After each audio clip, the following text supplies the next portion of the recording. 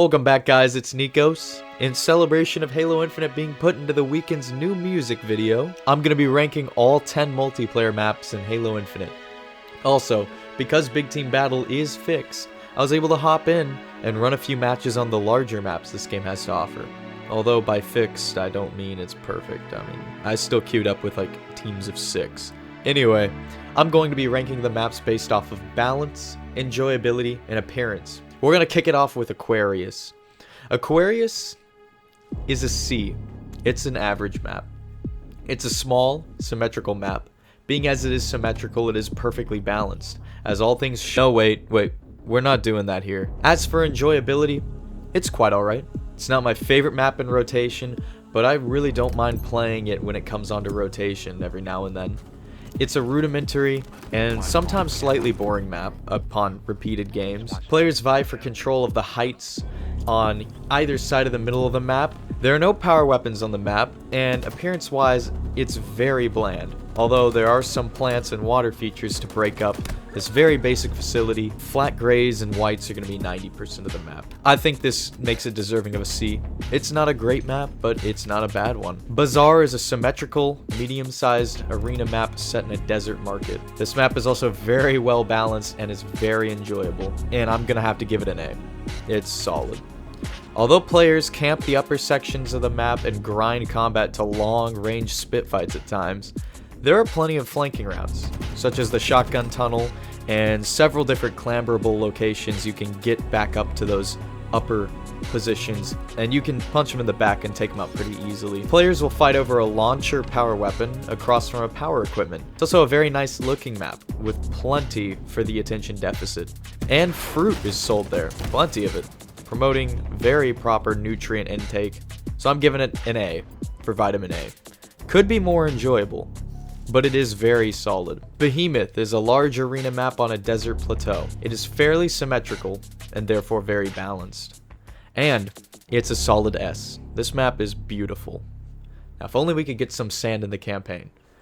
Players on both ranked and casual play will find 2 power weapon pads on the map. Sometimes they'll be split amongst the bases, sometimes in the middle sections of the map, adorning each of the 2 towers. And then there's a power equipment in the bottom middle bridge that connects the 2 base towers, which often leads to bitter fights in the center of the map. On casual matches, such as Quick Play or Team Slayer, light vehicles will be spawning in the middle. Much welcome varied gameplay and arena queues, because sometimes you'll just be queued up with all infantry, so it's nice to get a ghost, a banshee, or a warthog every now and then. This is honestly my favorite arena map in rotation, mostly due to the size and diversity, and I'm never really bored on Behemoth. And CTF matches become actual sweat fests. I've nearly smashed my desk in frustration while trying to cap a flag on this match, and it's brilliant. It's perfect.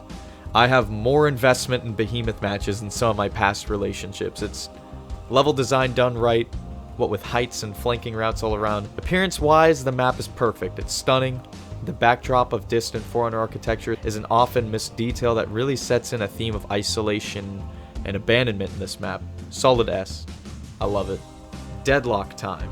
Now, this is our first Big Team Battle map in the list, and it's a C. Now, it's very symmetrical and sometimes balanced. On Capture the Flag modes, there is a massive advantage for the team that holds the tower, as the team with the bridge has an easily capturable flag, while nearly all games as the bridge team I play on, we get beat 3-0.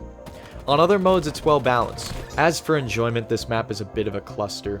On objective game modes, the game quickly becomes a body fest as Spartans pile up on objectives with little to no cover, especially near the downed Pelican. It just becomes a slugging match. Don't get me wrong though, I still do have fun on this map, but for some reason that I can't pin it, this map is the weakest of the big team maps for me and for others. There's a warthog and a shade turret at each base, and with a couple mongooses, and plenty of room for vehicles and infantry to play alongside each other. But sometimes I'm really counting the seconds until the match is over, especially on these bitter fights over objectives, especially the one by the Pelican. As for appearance, the map is fine. There's some really cool details, such as a burnt down forest with a path of trees knocked down. And what's cool is if you follow the path, you can see that the gun at the center of the map shot down the Pelican, and that is its crash landing path. Really cool detail. I can't even believe I spotted that myself. Speaking of the gun, it goes off a few times during the objective modes and at the halfway point of Slayer. It's pretty cool when it goes off too. I give it points for that. Fragmentation. It's an S. It is my favorite big team battle map, and possibly my favorite map in the entire game. Every time I get queued on this map, it's a good time. It's fairly symmetrical and offers plenty of team balance. I don't really see in my games any unbalanced matches. Typically each side has a fair shot at victory. There's a sniper styled power weapon on each side of the map with power equipment located in the central tunnel. There's plenty of Warthog, Razorbacks, and Mongooses that spawn at each base, allowing whole teams to mount up and get hog wild. I'm gonna cut this line out later, this is cringe. This map is the purest form of fun. There's weapons that spawn all over each of the base towers, some in the basement, some up top, some by the staircases, so players can really get themselves out with whatever they pick and choose. Tired of getting destroyed all the time? Well, here's what makes Fragmentation brilliant. There's side quests on this map. Go hack a door on either middle side of the cliff walls that build up this canyon and grant yourself access to a weapons cache. It's genius. It becomes a little game of King of the Hill as you wait for your Siri to hack into the mainframe. While you are already chasing down the main objective, you can be following a side objective. And this is pretty peak variety. It actually adds a lot of extra fun to be had in big team. At least for me, I feel like a little secret agent trying to sneak hack something while the enemy team's coming after me. It's a lot of fun. As for looks, it's a very beautiful map. There's fir trees and classic Halo architecture that complement this map perfectly, along with loads of our new friends, the hexagons of Zeta Halo. Easiest S of all time. Highpower is another big team battle map, and I'm gonna give it an A. Now, despite being an A, it is one of the worst balanced maps in the game. Seriously, one team starts up on a hill, and they always have a massive advantage in capture the flag games. But I have managed to beat them before, so it's not too bad. As for enjoyment though, there's a lot to be had here. There's plenty of gaps around the map for you to drive into, which I have used to great effectiveness before. And there's a sniper styled weapon pad across from a number of other power weapon pads and a power equipment pad, which dot the entire middle of the map. This map also features plenty of vehicles for the car buff, and there are loads of varied weapons everywhere, between stalker rifles, hydras, you name it. There's pads all over the place. This map also is unique in that it spawns a wasp at each base. We really do need more power vehicle spawns on big team maps. Like, we don't get scorpions, wasps, or any of those vehicles often enough. It is a very fun map, especially when you get that wasp. As for appearance, it looks as good as the Fragmentation map. Maybe even a little better due to the beautiful cliff sides and the waterfall. It's just classic Halo art design, you gotta love it. Also, there's a little hot ship on ship action going on in the background with Mac rounds fired in atmosphere at every objective cap or the halfway point of Slayer. It's a cool map. I like this map. Launch site. This one's a C. It's alright, I guess. It's totally symmetrical.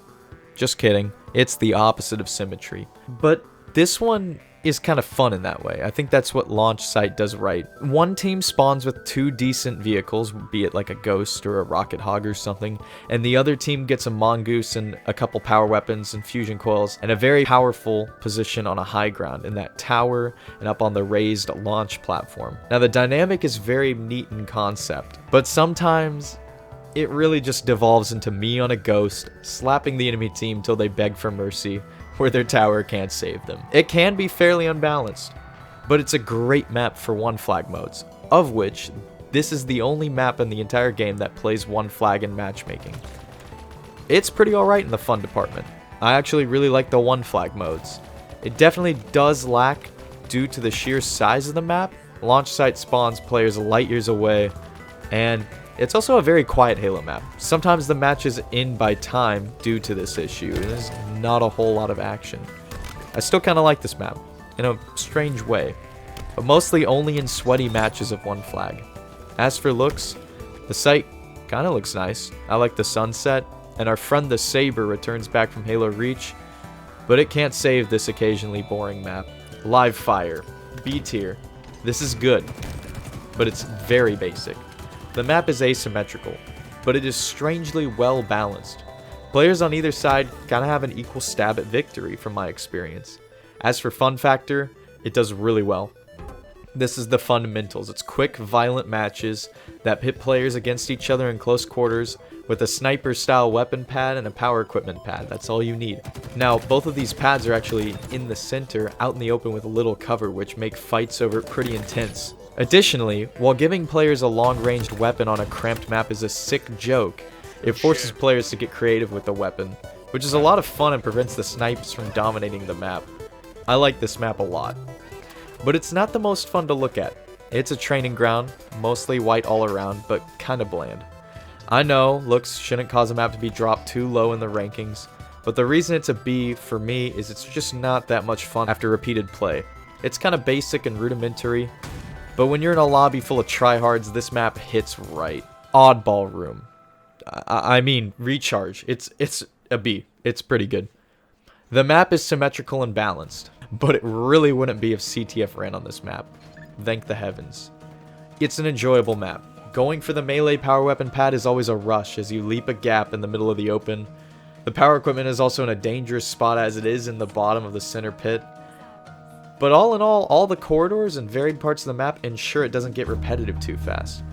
I'd say fun-wise, this is a solid map, unless you're on Oddball. Recharge quickly shrinks to one of the two spots, mostly just the Oddball Room, and it becomes a camp fest, like a really sweaty camp fest. Like, you better bring your tent, my guy. Look-wise, it's a neat map. It's got varied lighting and these 6 skylights in the middle of the map. It's more attractive to the eye than Live Fire. It's a B, it's pretty good. Streets. Now this is what I'm talking about. Streets, this is an easy S. S for Streets. But in reality, this map slaps. It's asymmetrical, but also very well balanced as spawns circle around the map wildly. This map becomes a beatdown in the center steps over the launcher pad. And while the map doesn't have a lot of weapons or equipment, much like some of the worst maps, it has a ton of variety, which makes it extremely enjoyable. For players who are into snipers, there's a marksman weapon pad up in the subway tower, and there's a shotgun pad right by the corridor that leads to the launcher, typically a rocket launcher or cinder shot.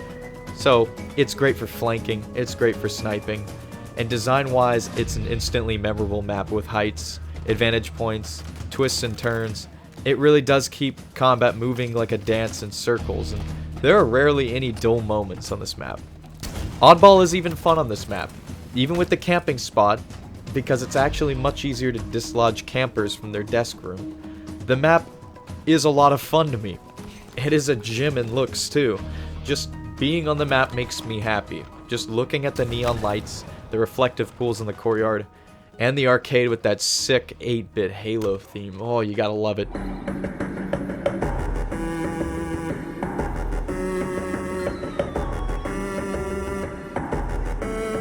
It all really adds up to make this map really good.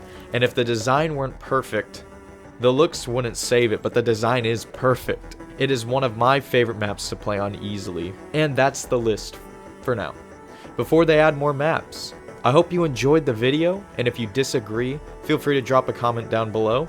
Also, if you're only on my channel for my tier lists, that's cool. I hope you enjoy them, but I highly recommend you watch my other videos. They are just as well produced as these tier list videos. Anyway, thanks for watching.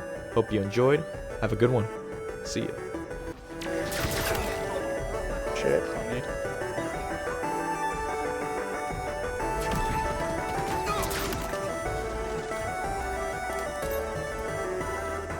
Oh my god, behind that seat. Nice shot. There's another one.